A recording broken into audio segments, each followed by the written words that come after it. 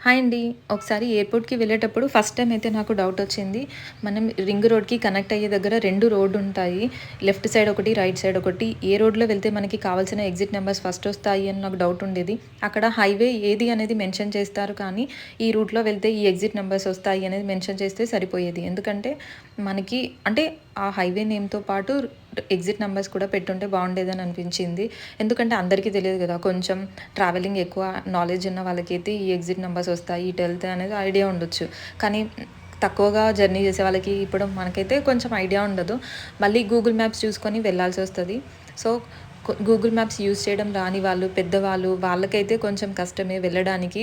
ఇప్పుడు fathers, grand fathers అలాంటి వాళ్ళకైతే. నేనైతే ఎయిర్‌పోర్ట్‌కి ఎలా వెళ్ళాలి అనేది ఒక ఫుల్ లాంగ్ వీడియో చేశాను. మ్యాప్స్‌తో అవసరం లేకుండా సింపుల్‌గా వీడియో ఫాలో అవుతూ వెళ్ళొచ్చు. పైన లింక్ క్లిక్ చేస్తే వస్తది. చూడండి నచ్చితే లైక్ చేయండి. బాయ్.